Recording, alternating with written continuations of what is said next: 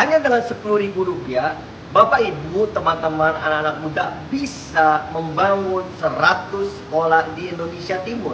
Pekerjaan ini memang berat sekali dan membutuhkan biaya yang sangat tinggi. Tetapi dengan Bapak Ibu semua anak-anak muda berpartisipasi dalam pembangunan 100 sekolah hanya dengan 10.000 atau membantu share video ini, Bapak Ibu bisa mewujudkan anak Indonesia cerdas dan mereka bisa menggapai impian mereka. Tidak ada anak Indonesia yang bodoh, hanya mereka tidak mendapat kesempatan.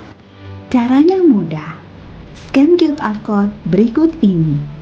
Atau kunjungi www.rumahjunior.org. Setelah itu klik tombol donasi. Kemudian klik tombol donasi sekarang. Lalu pilih nominal yang diinginkan. Bagi Bapak Ibu, teman-teman anak muda ingin berpartisipasi menjadi sahabat Rumah Junior, bisa menghubungi Instagram di bawah ini, nomor di bawah ini, informasi yang lengkap. Dengan cara apa? Dengan meminta kepada sekretariat kami mengambil 1 akrilik atau 2 akrilik, saudara bisa bertemu pemilik toko baju, pemilik restoran, dan menerangkan informasi program Yayasan Rumah Junior. Atau saudara mau jadi sahabat Rumah Junior dengan memberikan WA, WhatsApp Blast. Setiap 3 bulan atau 2 bulan kita mengirimkan dan membantu mempromosikan kegiatan kita. Terima kasih dan salam peduli Indonesia.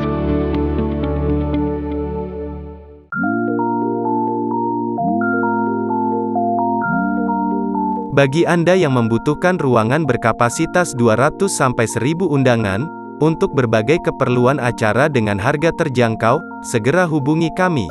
Tersedia 3 pilihan ruangan, sesuai kebutuhan Anda dengan fasilitas-fasilitas terbaik.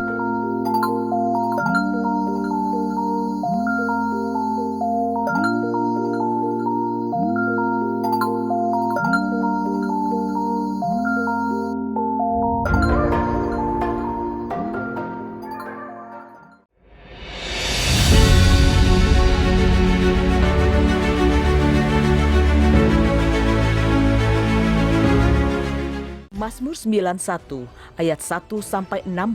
Dalam lindungan Allah, orang yang duduk dalam lindungan yang maha tinggi dan bermalam dalam naungan yang maha kuasa akan berkata kepada Tuhan, tempat perlindunganku dan kubu pertahananku, Allahku yang kupercayai. Sungguh, dialah yang akan melepaskan engkau dari jerat penangkap burung, dari penyakit sampar yang busuk. Dengan kepaknya, ia akan menudungi engkau, di bawah sayapnya engkau akan berlindung. Kesetiaannya ialah perisai dan pagar tembok. Engkau tak usah takut terhadap kedahsyatan malam, terhadap panah yang terbang di waktu siang, terhadap penyakit sampar yang berjalan di dalam gelap, terhadap penyakit menular yang mengamuk di waktu petang. Walau 1000 orang rebah di sisimu dan 10.000 di sebelah kananmu, tetapi itu tidak akan menimpamu. Engkau hanya menontonnya dengan matamu sendiri dan melihat pembalasan terhadap orang-orang fasik. Sebab Tuhan ialah tempat perlindunganmu, yang maha tinggi telah kau buat tempat perteduhanmu. Malapetaka tidak akan menimpa kamu, dan tulah tidak akan mendekat kepada kemahmu. Sebab malaikat-malaikatnya akan diperintahkannya kepadamu untuk menjaga engkau di segala jalanmu. Mereka akan menantang engkau di atas tangannya, supaya kakimu jangan terantuk kepada batu. Singa dan ular tedung akan kau langkahi. Engkau akan menginjak anak singa dan ular naga. Sungguh hatinya melekat kepadaku, maka aku akan meluputkannya. Aku akan membentenginya, sebab ia mengenal namaku. Bila ia berseru kepadaku, aku akan menjawab.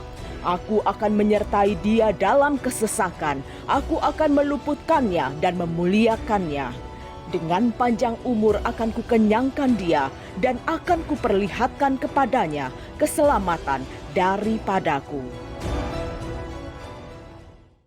Pentakosta ketiga adalah pencurahan Roh Kudus yang dahsyat di zaman ini, melebihi yang terjadi di Azusa Street. Pentakosta ketiga akan mengakibatkan penuaian jiwa yang terbesar dan yang terakhir sebelum Tuhan Yesus datang kembali. Pentakosta ketiga akan membangkitkan generasi Yeremia, yaitu anak-anak muda yang dipenuhi Roh Kudus, cinta mati-matian kepada Tuhan Yesus, tidak kompromi terhadap dosa dan akan bergerak untuk memenangkan jiwa. Pentakosta ketiga lahir di Indonesia yang bergerak ke bangsa-bangsa. Gerakan ini dari timur ke barat dan akan kembali ke Yerusalem. Pentakosta ketiga akan memberikan kuasa untuk menyelesaikan amanat agung Tuhan Yesus, dan setelah itu Tuhan Yesus datang kembali. Shalom saudara, Gembala kita, Pendeta Dr. Insinyur Niko Nyotraharjo, selalu mengajarkan supaya kita hidup untuk menyenangkan hati Tuhan. Namun, ada satu pengajaran dari kelompok Hyper Grace yang mengatakan bahwa hanya dengan menerima Yesus sebagai Tuhan, kita sudah sepenuhnya menyenangkan Tuhan tanpa perlu melakukan apa-apa lagi. Pandangan tersebut sangatlah menyesatkan. Dalam Voice of Pentecost kali ini, kita akan membahas bagaimana kita menyenangkan Tuhan dalam hidup ini. Paulus mengatakan bahwa keselamatan hanya karena kasih karunia atau pemberian Allah saja dan bukan hasil usaha manusia. Dengan menerima kasih karunia ini, kita menjadi warga kerajaan sorga yang memiliki posisi diselamatkan di dalam Yesus. Namun, selama kita masih hidup di dunia ini, Tuhan inginkan supaya kita anak-anaknya melakukan kehendak-Nya. Hal ini sejalan dengan dua tema dasar perjanjian baru, yaitu pertama, bagaimana kita ditebus oleh Allah, yaitu karena kasih karunia oleh iman. Kedua, bagaimana kita harus hidup sebagai umat tebusan. Efesus 4 ayat 1 menuliskan, supaya hidupmu sebagai orang-orang yang telah dipanggil berpadanan dengan panggilan itu. Hidup berpadanan dengan panggilan dijelaskan lebih lanjut dalam Kolose 1 ayat 9-10. Sebab itu, sejak waktu kami mendengarnya, kami tiada berhenti-henti berdoa untuk kamu. Kami meminta supaya kamu menerima segala hikmat dan pengertian yang benar untuk mengetahui kehendak Tuhan dengan sempurna, sehingga hidupmu layak di hadapannya, serta berkenan kepadanya dalam segala hal, dan kamu memberi buah dalam segala pekerjaan yang baik, dan bertumbuh dalam pengetahuan yang benar tentang Allah.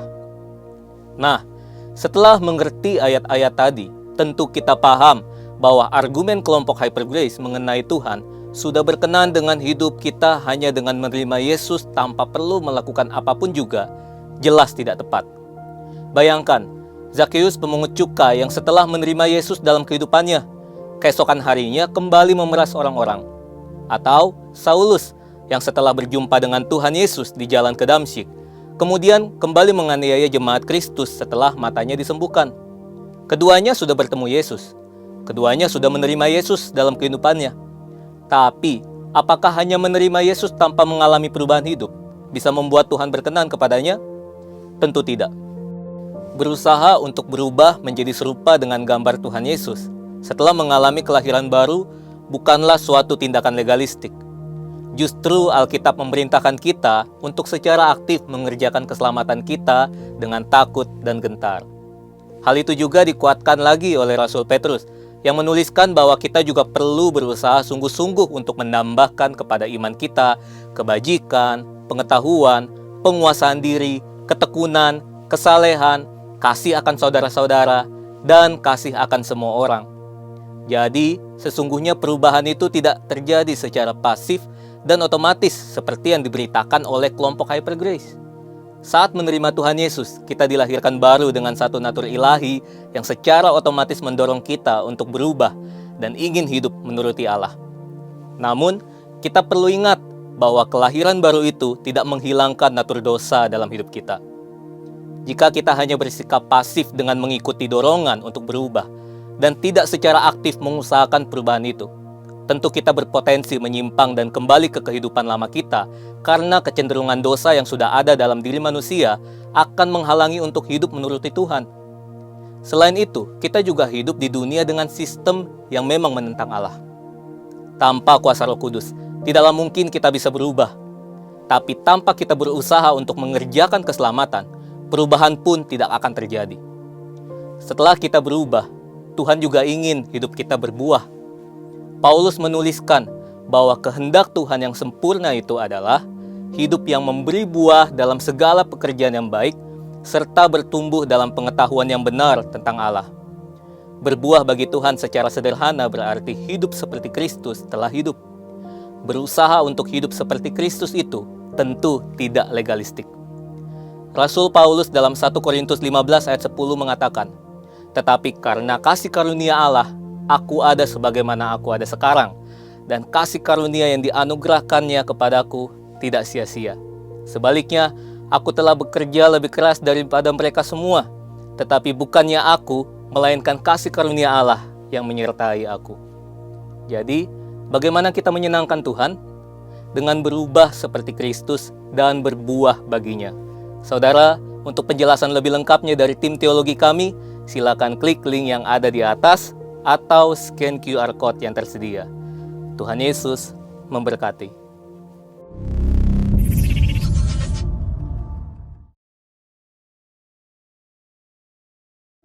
Ku nyanyi Hosana bagi Rajaku yang duduk di tahta. Aku muliakan dan ku agungkan Engkau yang kagum sama Tuhan Yesus. Nyanyikan pujian ini dari hatimu. Ku nyanyi Hosana, ku nyanyi Hosana bagi Rajaku yang duduk di tahta. Aku muliakan dan ku agungkan, Kau layak disembah. Kita berikan tepuk tangan yang luar biasa bagi Tuhan. Ku nyanyi Hosana bagi Rajaku yang duduk di tahta. Aku muliakan dan ku agungkan, Kau layak disembah. Ku nyanyi Hosana, ku nyanyi Hosana. Haleluya bagi Rajaku yang duduk di tahta. Aku muliakan dan ku agungkan, Kau layak disembah. Kau layak disembah. Kau layak disembah.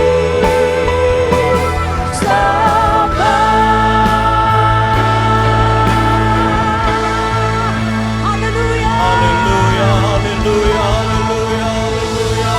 Haleluya. Berikan sorak-sorai bagi Allah kita, haleluya.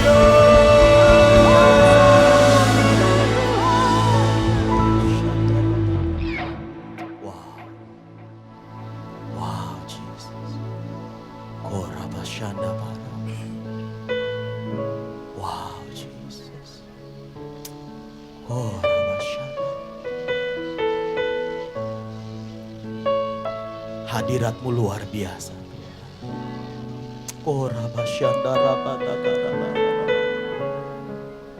Engkau ada di sini, Tuhan Yesus. Kami sungguh merasakan kehadiran-Mu. Kami tahu Engkau ada di sini, Tuhan. Terus jamah kami pribadi lepas pribadi. Biar kami mengalami perjumpaan dengan Engkau sendiri, ya Tuhan. Terima kasih, terima kasih, terima kasih. Kami bersyukur Tuhan. Terima kasih.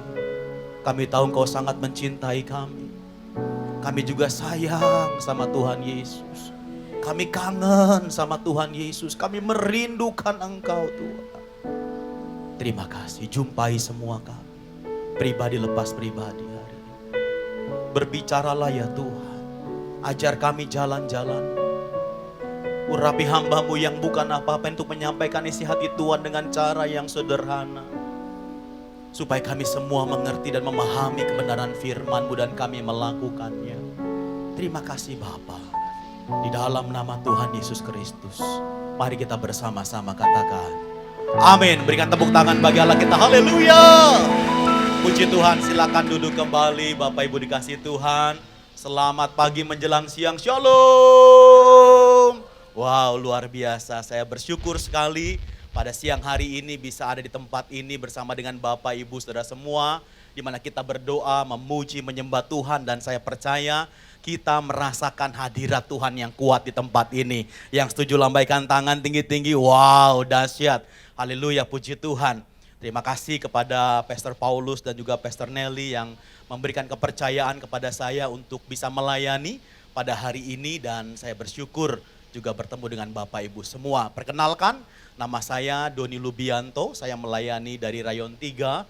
Saya menggembalakan salah satu cabang Rayon 3 yaitu GBI Simpruk. Dan juga saya melayani sebagai anggota tim teologi dari GBI Gatsu, Saudara, puji Tuhan. Nah Bapak Ibu dikasih Tuhan, pada hari ini tema yang diberikan kepada saya adalah mengenal Allah yang benar. Yuk kita bilang sama-sama, 2, 3.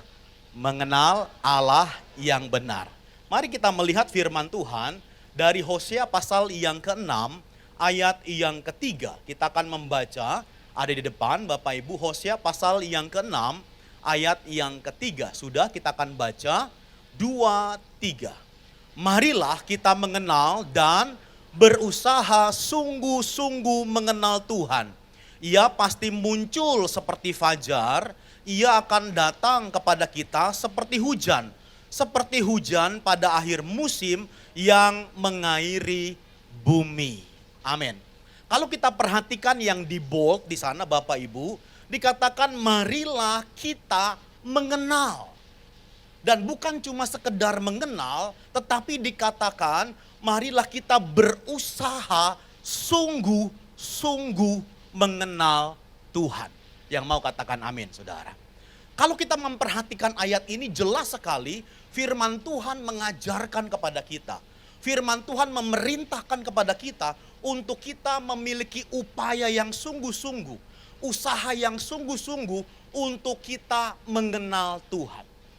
Kalau kita tidak mengenal Tuhan, wah itu sangat bahaya Saudara. Sejak dari zaman abad pertama gereja, sudah bermunculan yang disebut dengan ajaran sesat Saudara.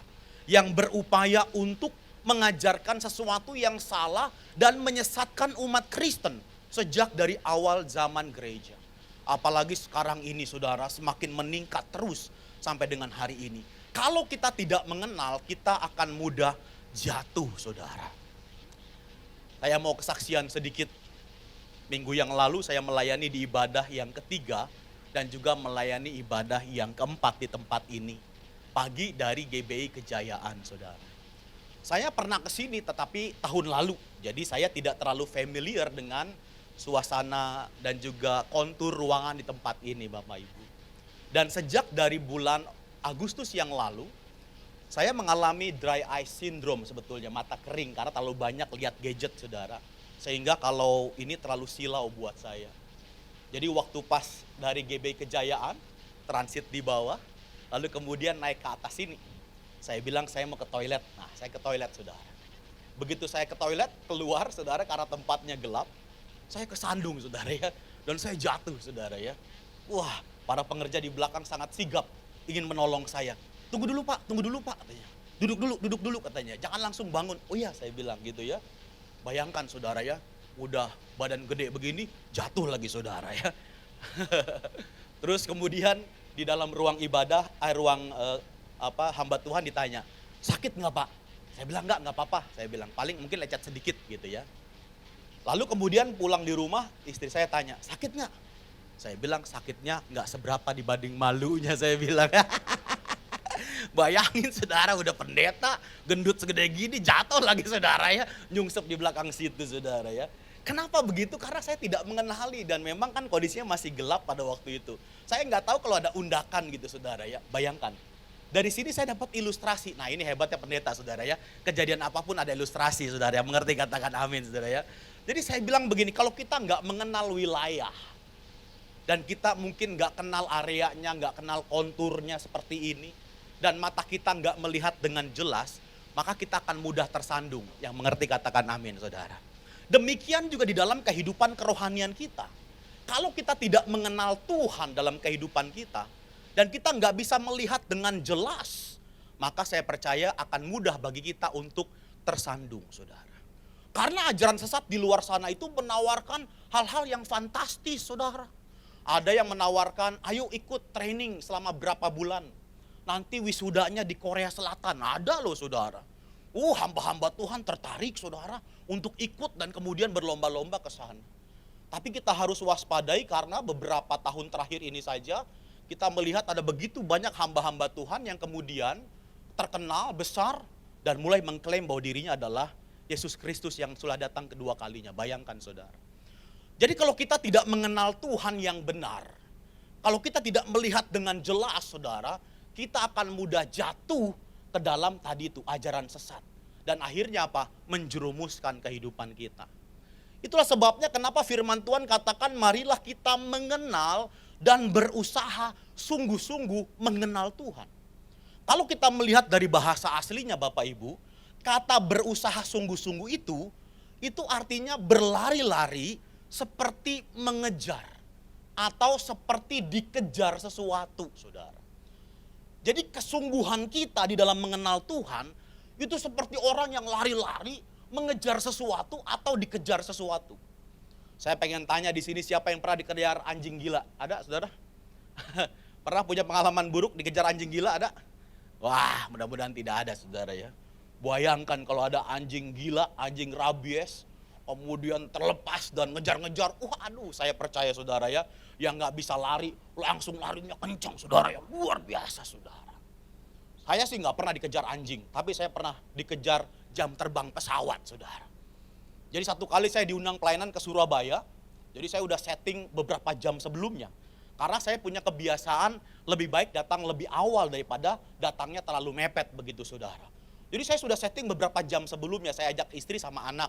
Karena saya berpikir sekalian mau ke Jatim Park lah gitu saudara ya. Lalu kemudian ternyata pada hari itu, ternyata ada beberapa truk yang mengalami kerusakan di jalan.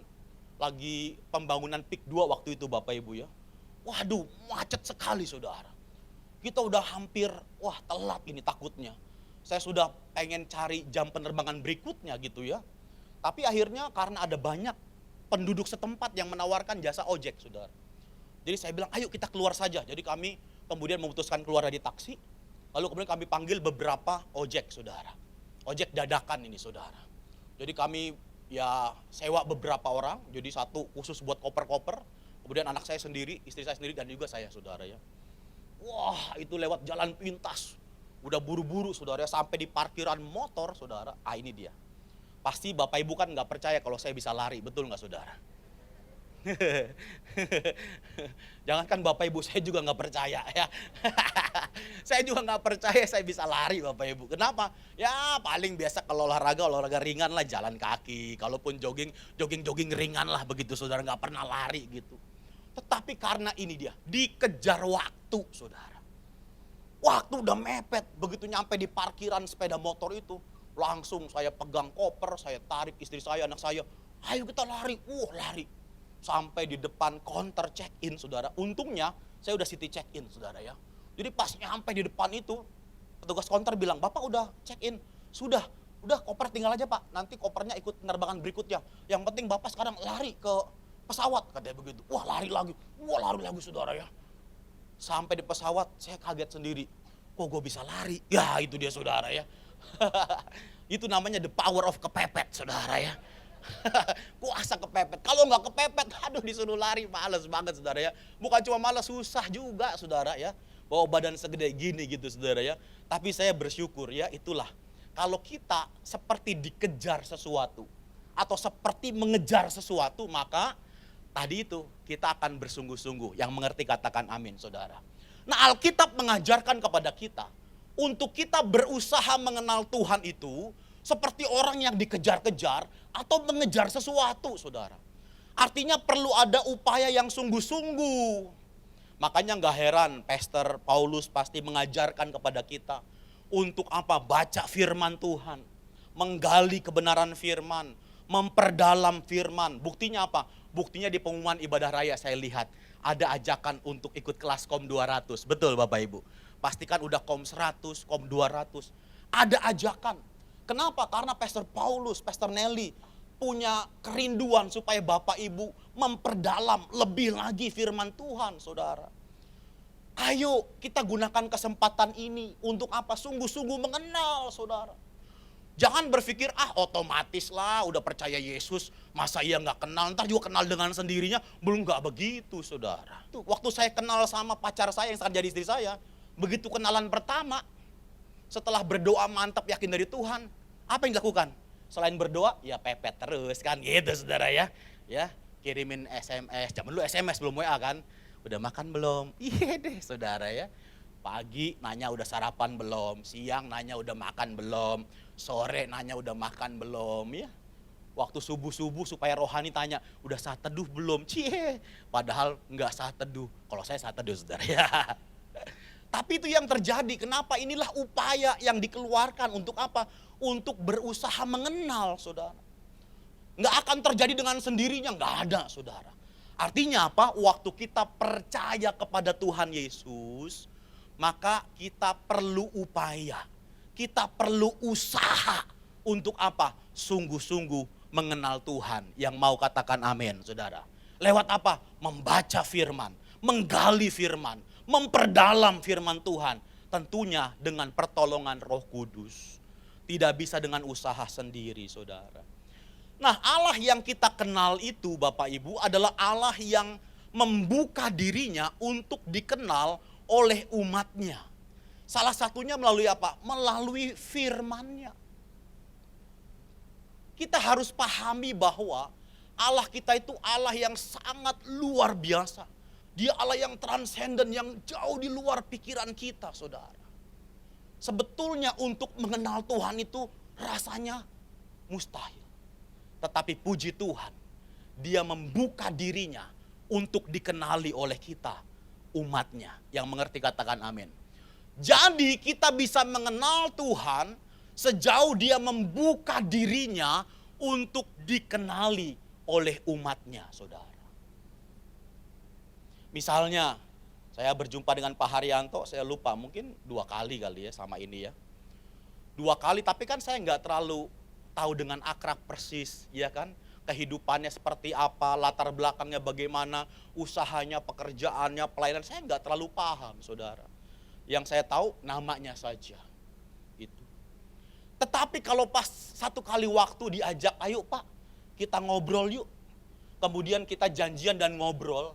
Kemudian Pak Har cerita sama saya, ini loh Pak saya itu lahir di sini, anak keberapa, saya dulunya seperti apa, bagaimana saya bertobat, bagaimana saya melayani dan segala macam.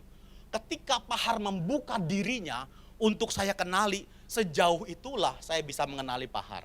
Yang mengerti katakan amin. Demikian juga Tuhan, saudara. Kita bisa mengenali Tuhan sejauh Dia membuka dirinya untuk dikenali oleh kita sebagai umatnya. Dan kita bersyukur kenapa Dia membuka dirinya dengan memberikan firman-Nya kepada kita. Yang mengerti katakan amin. Dia memberikan Alkitab, firman-Nya untuk kita baca, untuk kita pelajari. Itu sebabnya ayo gunakan kesempatan ini. Dan Alkitab mengatakan kepada kita bahwa Allah yang kita sembah itu adalah Allah yang Maha Esa. Yuk kita bilang sama-sama. Allah yang Maha Esa. 2, 3. Yes. Kalau kita membaca dari Ulangan pasal yang ke-6 ayat yang ke-4. Firman Tuhan katakan, dengarlah hai orang Israel, Tuhan itu Allah kita. Tuhan itu Esa. Dan kemudian kita juga bisa melihat perkataan yang sama diulangi oleh Tuhan Yesus di dalam perjanjian baru. Markus pasal 12 ayat 29. Jawab Yesus, hukum yang terutama ialah, dengarlah hai orang Israel, Tuhan Allah kita, Tuhan itu Esa. Nah inilah apa yang Tuhan singkapkan kepada kita. Dia memperkenalkan dirinya. Dia membuka dirinya sebagai Allah yang esa, saudara. Dan sangat menarik apa yang dimaksud dengan esa di situ. Kalau kita melihat dari bahasa aslinya, Ulangan pasal yang ke-6 ayat yang ke-4, slide berikutnya. Kita akan melihat di situ, yuk slide berikutnya. Mari kita baca sama-sama, 2, 3. Oh nggak bisa saudara ya, baca dari kanan ke kiri saudara. Shema Yisrael. Nah itu kemudian itu tulisannya YHWH saudara. Itu huruf konsonan semua, tidak ada huruf vokalnya. Kalau Shema kita melihat ada titik di atas, itu tanda vokal di situ. Yisrael ada tanda kepalanya di atas, itu ada vokalnya. Tetapi YHWH itu tidak ada tanda vokalnya. Dia hanya 4 huruf konsonan yang disebut dengan tetragrammaton. 4 huruf suci bagi orang Yudaisme. Jadi waktu baca ini, kalau kita terjemahkan literal langsung, kadang kita menggunakan bantuan vokal. Makanya kita menyebut Yahweh atau Jehovah. Padahal tulisannya tidak bisa dibaca sebetulnya karena konsonan semua. Nah orang-orang Yudaisme, waktu membaca ini, mereka nggak boleh baca ini dengan Yahweh. Kenapa? Ini 4 huruf kudus. Itu sebabnya seringkali waktu ketemu kata ini, mereka mengganti dengan Adonai. Itu. Makanya lagu tadi itu kalau di Israel nyanyinya nggak ada Yahweh-nya pasti. Karena itu kalimat yang kudus buat mereka. Ya. Shema Yisrael Adonai Elohenu Adonai Echad di situ. Jadi kata esa di situ menggunakan kata echad, saudara. Apa yang dimaksud dengan echad? Echad itu adalah satu tapi jamak. Bukan satu yang tunggal, bukan. Satu yang jamak. Misalnya apa? Misalnya satu ruangan. Segitiga. Ini satu tetapi ada 3 sisi. Begitu saudara. Jadi ini bukan satu yang tunggal tapi satu yang jamak. Ini perlu saya sampaikan. Jadi Allah kita itu adalah Allah yang esa. Tetapi esa di situ dikatakan echad. Artinya bukan satu yang tunggal tetapi satu yang jamak. Itulah sebabnya kenapa kita orang Kristen sesuai dengan pengakuan iman Gereja Bethel Indonesia. Kita ini ada di Sinode Gereja Bethel Indonesia. Dan ini pengakuan iman kita salah satunya. Dikatakan di situ Allah yang Maha Esa, itulah Allah Tritunggal. Yaitu Bapa dan Anak dan Roh Kudus. 3 pribadi dalam satu hakikat. Nah ini dia. Jadi Allah kita yang kita kenal itu adalah Allah yang Maha Esa. Tetapi Allah yang Maha Esa itu adalah Allah Tritunggal, yaitu Bapa, Anak, dan Roh Kudus. 3 pribadi, 3 persons dalam satu hakikat, saudara. Nah memang istilah Tritunggal itu tidak ada kita temukan secara literal di Alkitab, tidak. Bapak Ibu yang punya aplikasi Alkitab boleh search di ayatnya, cari Tritunggal, nggak akan muncul saudara. Jadi kata Tritunggal itu nggak muncul di dalam Alkitab secara literal. Tetapi konsep ini sangat Alkitabiah. Seorang bapak gereja bernama Tertullianus yang pertama kali menggunakan istilah Tritunggal. Sekalipun konsepnya sudah ada sejak awal. Dan kita harus tahu bahwa doktrin Tritunggal ini bukan doktrin yang baru, bukan. Bukan baru kemarin sore, bukan baru tahun lalu, bukan baru 10 tahun lalu, tetapi sudah disahkan dalam sebuah sidang konsili, yaitu konsili Nikea tahun 325 di awal abad keempat. Sudah disahkan ini saudara. Nah Bapak Ibu dikasih Tuhan, sekalipun kata Tritunggal secara literal tidak ada dalam Alkitab, tetapi Allah mewahyukan dirinya, membuka dirinya untuk dikenali sebagai Allah Tritunggal di banyak ayat di dalam Alkitab. Saya kasih contohnya saja, tidak saya baca, saya tampilkan. Dari perjanjian lama misalnya Kejadian pasal yang pertama ayat 1-3. Kemudian di dalam Kejadian pasal 18. Kemudian di dalam Yesaya pasal 61 ayat yang pertama. Kemudian di dalam Daniel 7 ayat 13. Dalam perjanjian baru misalnya dalam Matius pasal yang ketiga ayat 16-17, Matius 8 ayat 20, kemudian Matius pasal 28 ayat 19, lalu kemudian juga Yohanes 10 ayat 30, lalu kemudian juga Yohanes 14 ayat 10, 2 Korintus 13 ayat 13. Jadi kalau kita melihat di sini Bapak Ibu, bahwa ada begitu banyak ayat di Alkitab di mana Allah menyatakan dirinya sebagai Allah Tritunggal. Dengan cepat sekarang kita kembali kepada pengakuan iman Gereja Betel Indonesia. Tadi Allah yang Maha Esa, itulah Allah Tritunggal, yaitu Bapa dan Anak dan Roh Kudus. 3 pribadi dalam satu hakikat. Allah yang Maha Esa, apa artinya? Artinya adalah Tuhan itu satu-satunya Allah di langit dan di bumi, tidak ada yang lain selain Dia. Dinyatakan dalam Ulangan pasal yang keempat ayat 39. Itu berarti orang Kristen ini menganut monoteisme. Kita bukan triteisme yang percaya pada 3 Allah, tidak. Kita percaya kepada Allah yang Tritunggal tadi, Allah yang Esa. Kita juga bukan percaya kepada politeisme, percaya kepada banyak Allah, tidak saudara.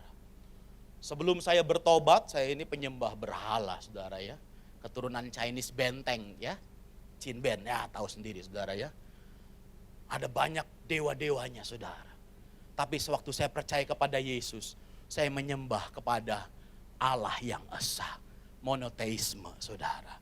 Itu sebabnya penyembahan kita, baik di dalam arti khusus maupun dalam arti luas, hanya ditujukan kepada Allah yang Maha Esa. Kemudian Allah Tritunggal yaitu Bapa dan Anak dan Roh Kudus. Artinya apa? Masing-masing pribadi ini adalah unik, katakan unik. Bapa bukan anak, Bapa bukan Roh Kudus. Mereka pribadi yang dapat dibedakan. Ketiga pribadi memiliki esensi yang sama sebagai Allah. Masing-masing pribadi adalah sepenuhnya Allah. Yesus, dia Allah. Bapa, dia Allah. Roh Kudus, dia Allah, saudara. Dapat dibedakan, namun tidak dapat dipisahkan. Ini penting, kenapa? Karena ada ajaran yang mengatakan, yang Allah itu hanya Bapa saja. Yesus itu bukan Allah. Yesus itu adalah ciptaan yang pertama dan utama daripada Bapa.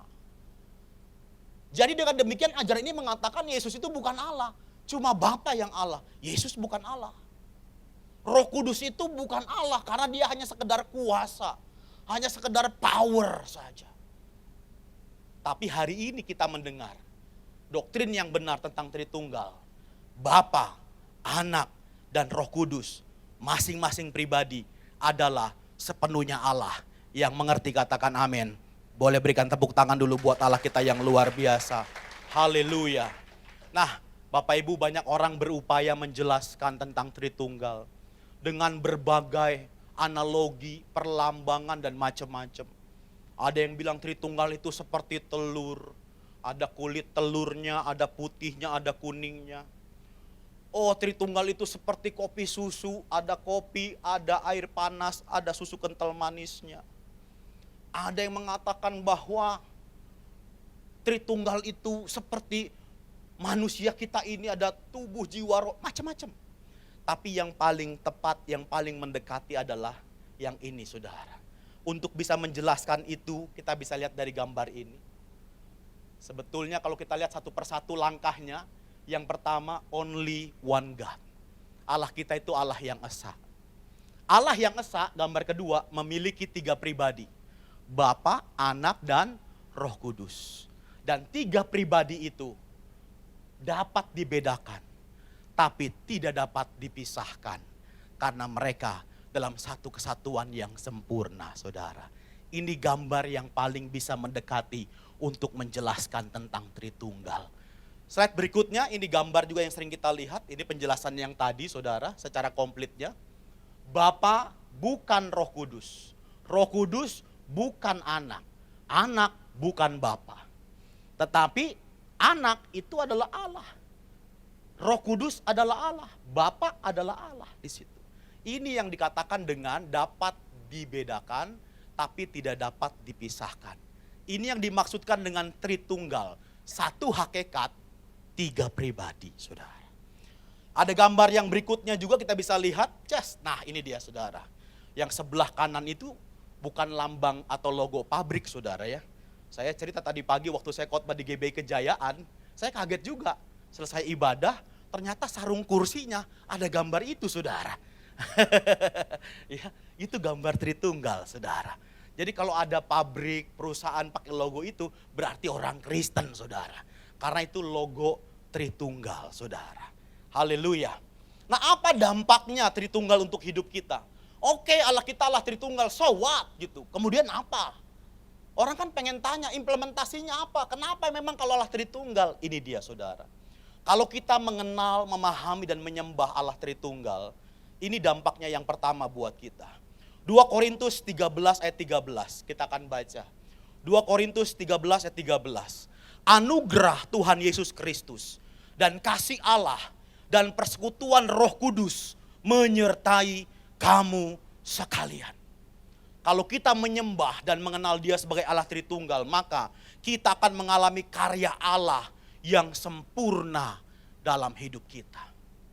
Kenapa? Kita akan mengalami kasih Bapa. Dan kita akan mengalami pengampunan serta anugerah dari Tuhan Yesus Kristus. Dan yang ketiga, kita mengalami pemberdiaman Roh Kudus dalam hidup kita. Keberdiaman Roh Kudus dalam hidup kita. Karena kita menyembah dan percaya Dia Allah Tritunggal. Bahwa Bapa adalah Allah, Anak adalah Allah, Roh Kudus adalah Allah. Maka tiga karya ini sempurna dalam hidup kita. Waktu Dia mengasihi kita, Dia mengasihi kita sebagai Allah. Waktu Yesus menebus kita, Dia menebus kita sebagai Allah. Bukan sebagai makhluk ciptaan. Yang mengerti katakan amin saudara. Kalau orang gak percaya Tritunggal, kalau orang mengatakan bahwa Yesus itu adalah makhluk ciptaan yang terutama dari Allah dan Dia bukan Allah itu sendiri, maka penebusan kita itu menjadi tidak sempurna. Berarti kita ditebus juga oleh makhluk ciptaan yang levelnya sama dengan kita. Justru karena kita percaya Tritunggal, karena kita percaya bahwa Yesus adalah Allah, waktu Dia turun dan mengambil rupa sebagai manusia, maka pengorbanannya di atas kayu salib itu adalah pengorbanan Allah bagi kita. Dia menebus kita. Dan keberdiaman Roh Kudus. Kita percaya dalam Tritunggal, Roh Kudus adalah Allah. Bukan sekedar kuasa, sehingga apa? Waktu Dia tinggal dalam hidup kita, maka Dia sebagai Allah menjadi penolong, penghibur dalam hidup kita. Kita tidak pernah sendiri. Amin saudara. Bilang kiri kanannya, kamu tidak pernah ditinggalkan sendiri. Bilang lagi, jangan pernah merasa kesepian. Ada Roh Kudus dalam hidupmu. Haleluya, berikan tepuk tangan dulu bagi Allah kita. Yang terakhir saudara, apa dampak Tritunggal untuk hidup kita? Ayat terakhir, 1 Yohanes 4 ayat 16. Kita telah mengenal dan telah percaya akan kasih Allah kepada kita. Allah adalah kasih. Dan barang siapa tetap berada di dalam kasih, ia tetap berada di dalam Allah dan Allah di dalam Dia. Kalau kita percaya dan mengenal, menyembah Allah Tritunggal, maka kita mengenal kasih Allah dan kita akan tetap berada di dalam kasih. Kenapa? Karena Allah adalah kasih. Di dalam kekekalan Allah Bapa, Allah Anak dan Roh Kudus ada di dalam persekutuan kasih. Sehingga waktu kita menyembah, kita percaya kepadanya, kita berada di dalam kasih Tuhan. Yang terakhir saudara, ada ajakan. Pemahaman kita terbatas. Kita akan mengerti dengan sempurna nanti waktu Tuhan datang kembali. Dan kita berjumpa dengan Dia. Yang mengerti katakan amin saudara. Sekarang mari kita tekun berdoa. Membaca Alkitab untuk dapat lebih memahami firman-Nya. Pemahaman Tritunggal ini harus diterima bukan saja oleh pikiran kita, tetapi terlebih oleh iman kita. Pikiran kita terbatas. Apa yang saya sampaikan kepada Bapak Ibu terbatas. Gak akan pernah cukup. Tetapi kalau kita menerima dengan iman, percaya, kita akan mengalami bukan hanya perjumpaan. Kita akan mengalami apa yang Bapa lakukan, apa yang Yesus lakukan, dan Roh Kudus lakukan dalam kehidupan kita. Mari kita berdoa. Kita angkat pujian ini, kita puji Dia, sebab Kau besar, perbuatanmu ajaib. Haleluya. Sebab Kau besar, Perbuatanmu ajaib, tiada seperti Engkau.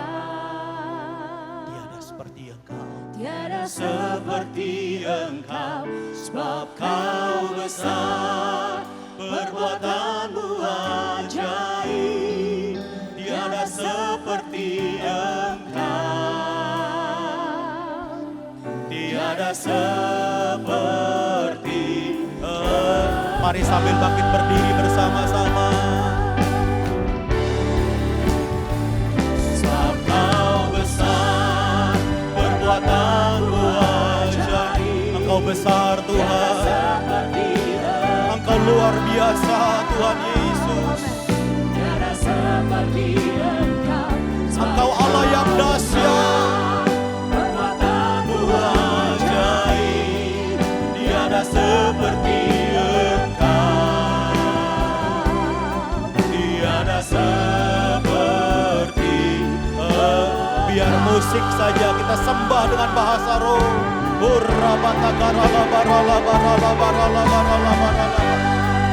Kami perlu pengurapan-Mu Tuhan, pengurapan-Mu yang mengajar kepada kami. Roh Kudus, urapi kami. Bukan hanya untuk memahami, lebih dari itu mengalami Engkau, mengenali Engkau, menyembah-Mu sebagai Allah Tritunggal dalam hidup kami. Urapi.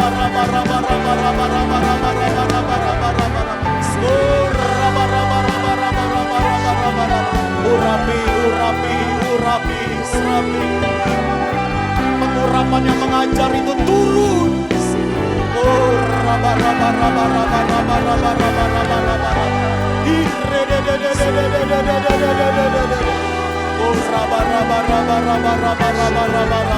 Hamba-Mu terbatas ya Tuhan, tetapi Roh Kudus tidak terbatas kuasanya, memberikan pemahaman, pengertian.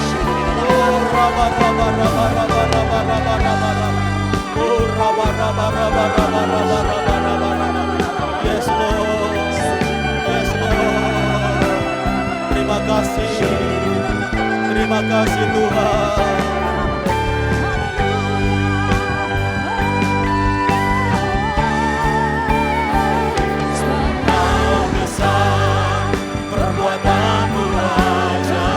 Haleluya.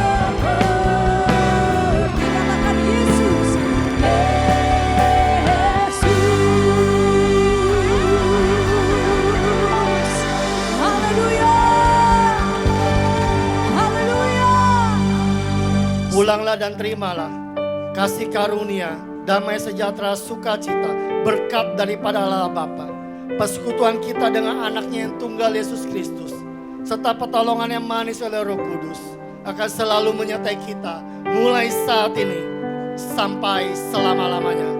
Semua yang percaya katakan amin. Tuhan Yesus memberkati. Selamat hari Minggu.